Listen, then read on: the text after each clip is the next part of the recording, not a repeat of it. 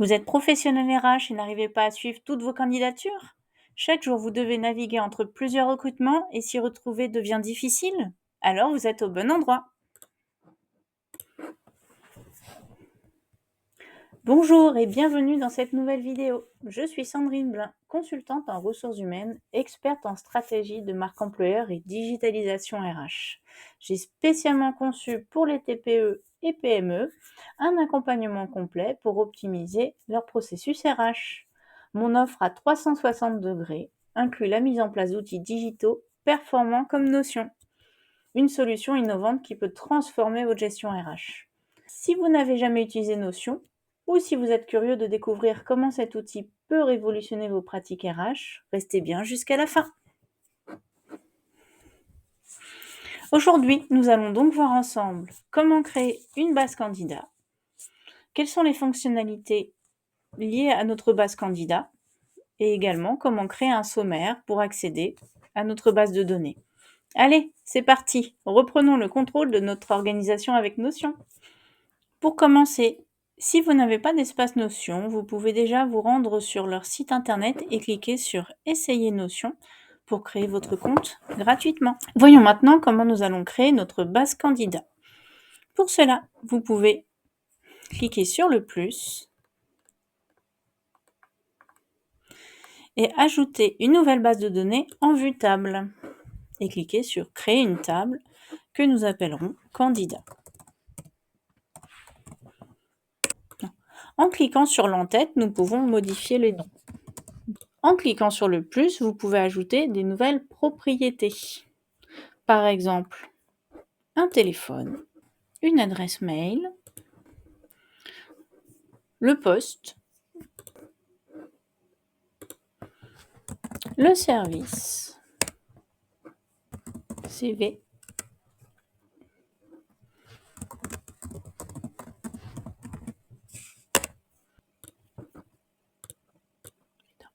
embauché et commentaires.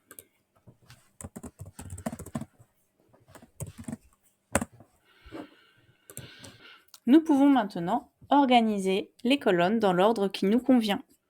Pour cela, il suffit d'aller sur l'en-tête et de glisser la colonne. On peut également modifier la largeur.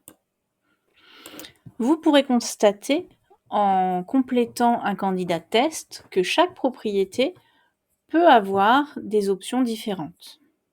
Si nous prenons un candidat test, pour la propriété fichier immédiat, quand je clique pour ajouter le CV, je vais pouvoir aller chercher le document.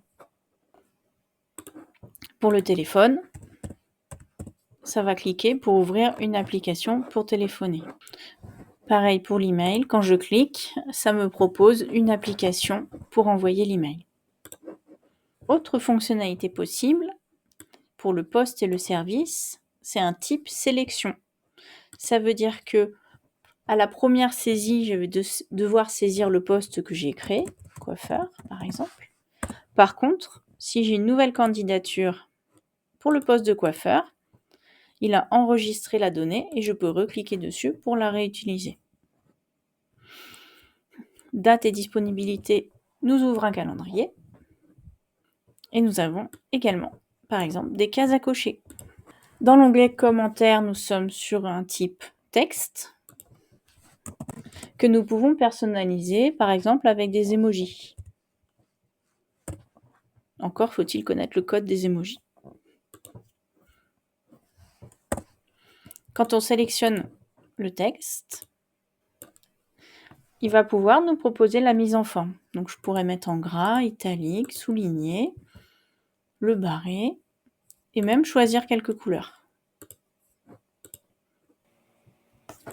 Maintenant que la base de données est prête, nous allons pouvoir envisager de créer une page sommaire pour accéder aux informations.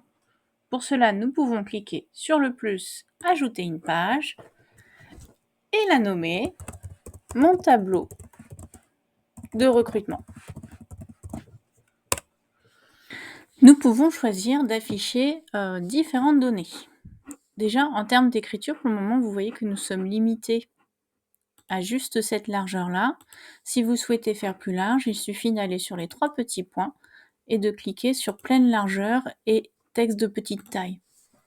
Nous pouvons dire que nous voulons voir dans un premier temps les CV à étudier. Nous voulons voir les candidats à contacter, les candidats recrutés,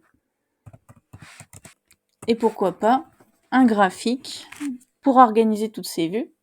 On peut décider d'afficher ces informations en colonne. Pour cela, on va sur les 6 petits points et quand on fait glisser, on va au bout de CV à étudier. On voit qu'il y a la petite barre verticale qui s'affiche et hop, ça nous crée 2 colonnes. On peut faire pareil pour nos candidats recrutés. Et après, on va pouvoir changer la mise en forme de tous nos titres. On sélectionne nos 3 colonnes. Et par exemple, on va dire qu'on veut transformer en titre dépliant. Titre 2, par exemple. Voilà.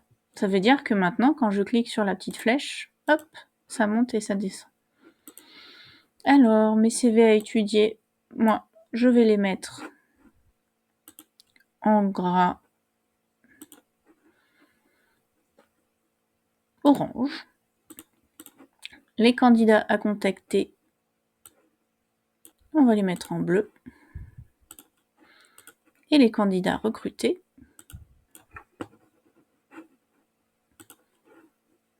hop. Et maintenant, ce que nous allons faire, c'est qu'on va faire plusieurs vues de notre table de données. Ça veut dire que nous avons notre table complète sur notre deuxième page. Et là, nous allons créer une vue que pour les données que nous souhaitons voir. Pour cela, nous pouvons cliquer sur le plus.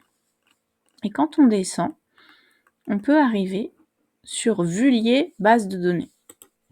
Donc là, je vais choisir ma base de données qui s'appelle candidat. Et on voit que j'ai ma vue candidat. Bon, là, c'est pas très joli. Donc, on va faire un peu le ménage. On peut masquer le titre de la base de données. Et par exemple, on peut choisir un autre mode de vue, peut-être en liste. Voilà. Donc là, déjà, c'est un peu plus épuré. On va dire que nous, en cliquant sur les 3 petits points, nous souhaitons afficher évidemment le nom de notre candidat. Et vu que là, c'est les CV à étudier, un petit raccourci vers le CV. Et pas plus. Ici, nous pouvons renommer notre vue CV, par exemple. Et on pourrait choisir une petite icône si ça nous fait bien plaisir. Allez hop, un petit livre. Donc là, vous voyez qu'on est un petit peu serré dans l'affichage. Pas de souci. On peut modifier la largeur de la colonne. Il va falloir quand même mettre en place un petit filtre, parce que là, du coup, il y a tout le monde. Donc, les 3 petits points, filtrés.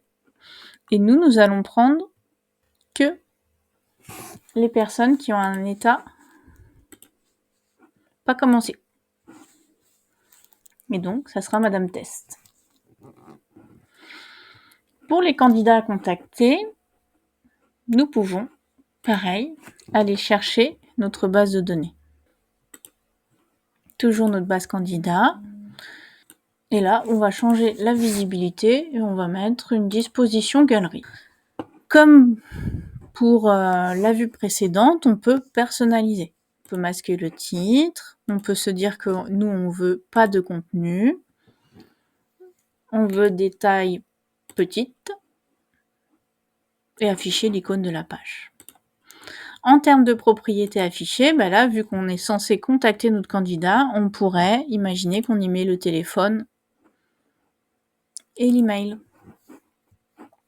Et pareil, il va falloir établir un filtre sur la case à cocher, à contacter, qui est cochée. Et pour finir, on pourrait afficher nos candidats recrutés.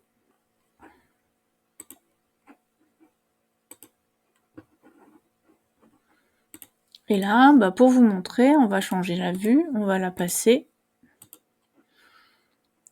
en vue Kanban. On masque le titre, on groupe par état. Et là, on va prendre juste en filtre que l'état terminé. Voilà. Donc là, on voit que nouvel arrivant, il est là 2 fois. Parce qu'en fait, il a été contacté, donc il a été coché. Et en plus, ensuite, il est passé en terminé. Je vais devoir mettre un second filtre, ajouter un filtre sur l'état. Et ici, je veux que les personnes qui sont en cours. Ici, on va pouvoir ajouter quelques propriétés. Donc la date de dispo et peut-être le poste. On sait quand est-ce qu'arrive notre nouvel arrivant. Quand on sélectionne toute la colonne, on pourrait mettre une couleur de fond.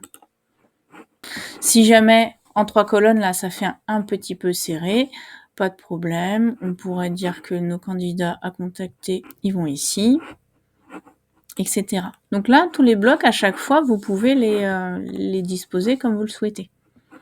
Et il nous reste nos billes graphiques. Je vais faire la vue toujours liée à ma base de données candidat.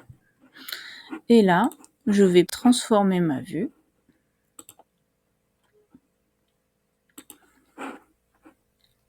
en disposition graphique. On peut choisir le graphique qui nous convient le mieux. On pourrait dire en cercle et on va choisir l'élément qu'on affiche. Donc là, vous voyez que d'office, il m'a affiché le poste. Donc il y a 2 coiffeurs et 3 boulangers. Mais on pourrait faire par l'état. On voit qu'on a une personne à s'occuper, une personne en cours et une personne qui est terminée. Les couleurs, on peut les personnaliser, etc. Vous avez maintenant un tableau de bord où, en un seul coup d'œil, vous pouvez choisir les CV à étudier, les candidats à contacter, les candidats à recruter et voir un graphique. Donc au final, il n'y aura que votre imagination qui vous arrêtera dans la création et la personnalisation de votre tableau de bord. Hop, une petite icône. Et voilà. J'espère que cette vidéo vous aura plu et je vous dis à très bientôt.